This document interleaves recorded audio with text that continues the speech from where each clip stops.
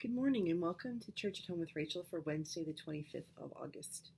This morning, I'd like to talk a little bit about vulnerability and fitting in and what does that look like to you? What does it look like in general? I have been introduced to a speaker, Brene Brown, who is a social worker and researcher by trade. She writes really brilliant books and does speaking tours and things like that. And she's done a lot of work on thinking about vulnerability and shame and fitting in and discovering who you are. I think she's Christian. She doesn't necessarily come at it from a Christian perspective. But, sorry, dude's having rolling around on the floor here, make a lot of noise. It's she comes up she comes across she comes to these topics with an incredible vulnerability and just a straightforwardness. She's from Texas, so maybe that's why.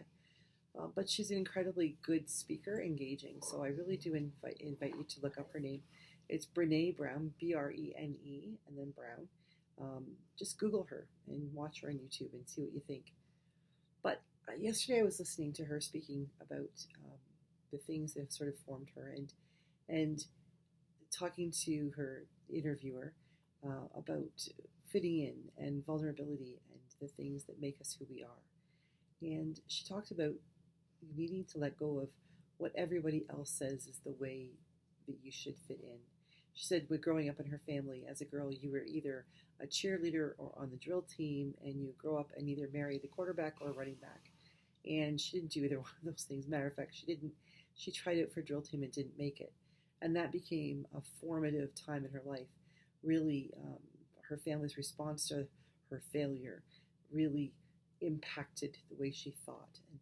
And that got me thinking about the things that we think are expected of us, the ways that we grow up, or the things that we do because we are trying to be the person that our parents, our friends, our spouse, society, our businesses, our employers, our coworkers think that we should be. What are the things in your life that, looking back on your life, you realize maybe you did those things not because you wanted to, but because it seemed to be expected of you? I think there are times in my life when I have had some pretty heavy-duty expectations of myself given to me by whoever, whatever circumstances.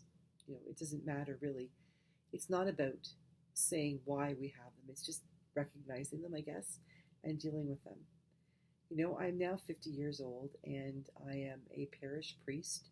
I am a mom to no one. I'm a stepmom, but the boys are all grown up and they have, lives of their own, and our relationship is what it is.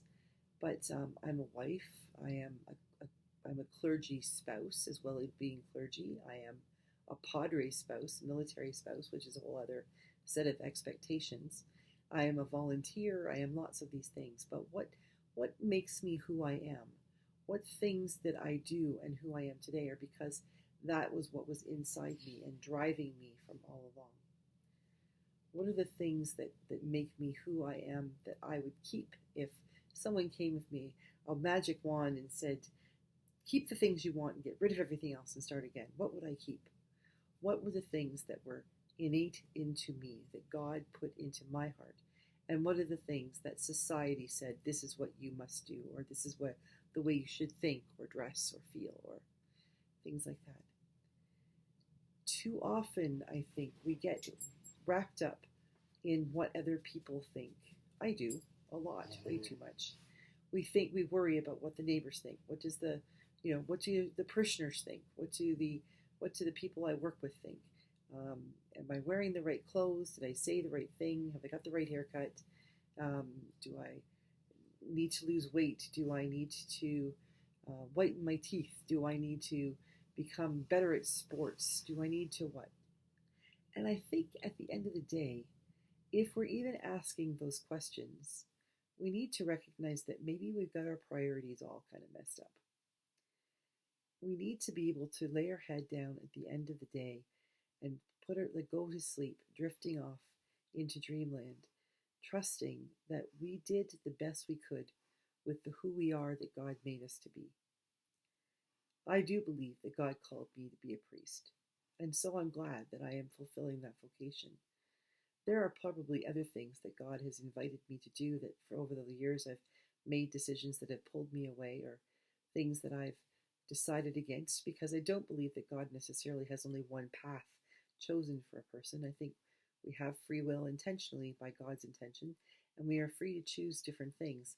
But I think God always has that extra plan, a plan A, B, C, the things that we can do to serve God, to be the most that God made us to be, even when we choose to do something different. So being a priest is the way that I've chosen to serve God and to be faithful to who I am as the person He created me to be. But I imagine there are probably many other ways, maybe being a teacher, or I don't know what else, that things that God could have equally said, yes, this is a good path for you. But the important thing is recognizing every day that I make decisions that continue to say, yes, this is a good path for me. This brings me closer to God, or this helps me to bring others closer to God. But the question sometimes it's really easy to, well, it seems easier to bring others closer to God than it is to stay close to God ourselves, because we allow shame, those things we haven't done well enough, or the things where we haven't marked it. We haven't gotten to that place, like Renee's family thinking she should make the drill squad, um, and the devastation she felt when she didn't. Not because she was devastated because she didn't make the team, but because she was devastated because of the way her family responded when she didn't make the team.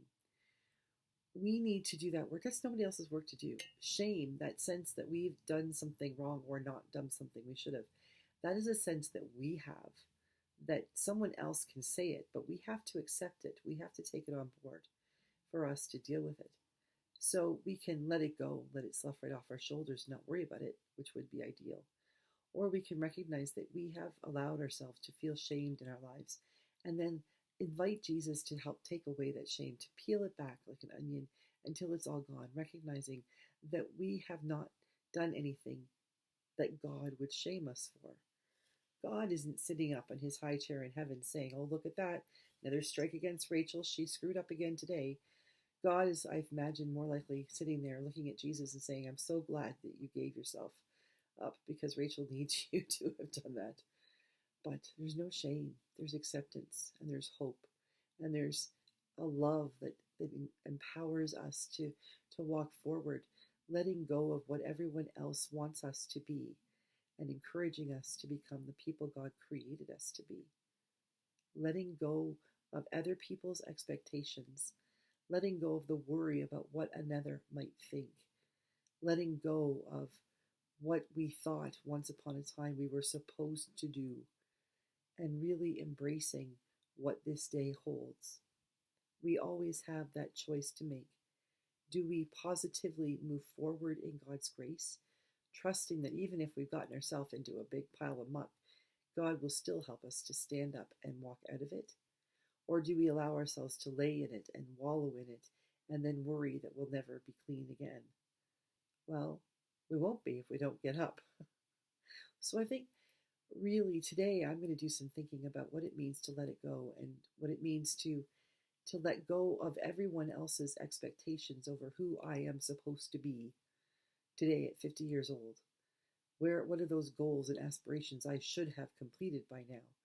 And I should feel bad because I haven't done it. And how do I just celebrate the gift that God has given me today, saying, you are who you were created to be. You are beautiful in my sight, and we have an adventure lying ahead. How might I do that today?